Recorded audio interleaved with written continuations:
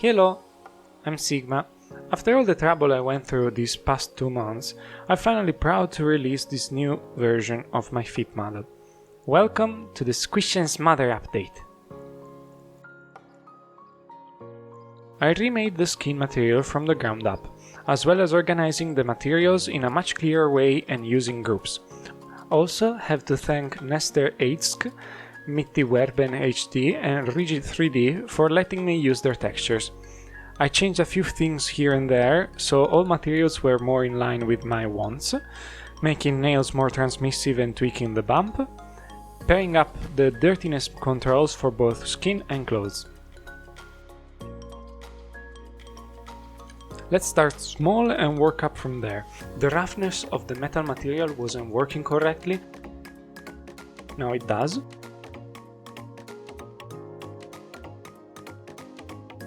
The pantyhose worked with recursive drivers, now it doesn't.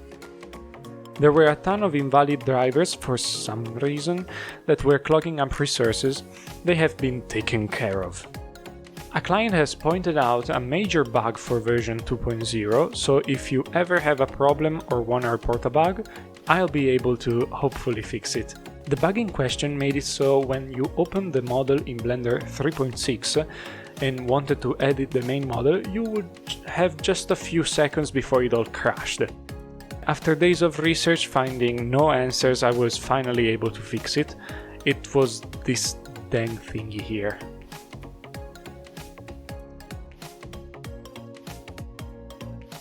Again, from small to the big. Hehe, size pan.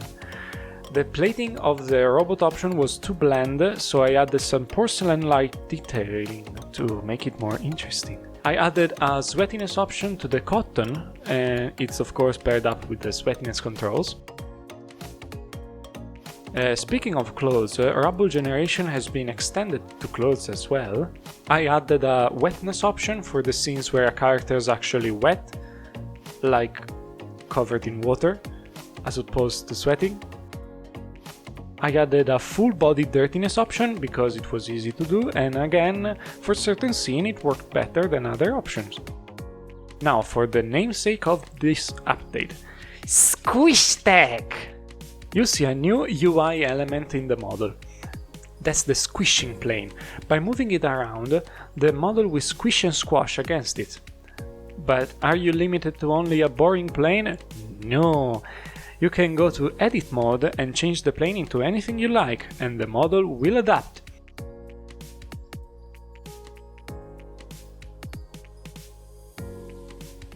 Sometimes the model thinks the squishing plane is a box and will squish inside it, as opposed to outside it. Not a problem, just come here and switch it over. Here you can also determine how strong of a squish you want and how strong of a squash you want. Yes, the squishing changes the color of the skin material, and yes, rubble, sweat drops, paw pad, they will all follow the squishing as well. But what if it's something else that needs to be squished instead of the model being squished? I got you covered. Come here. I left a test ball with a geometry node group added to anything it will squish against the model.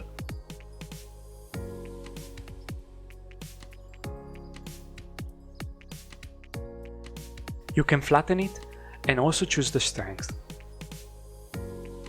You're welcome. And with that, I'll wrap up this video on the new update.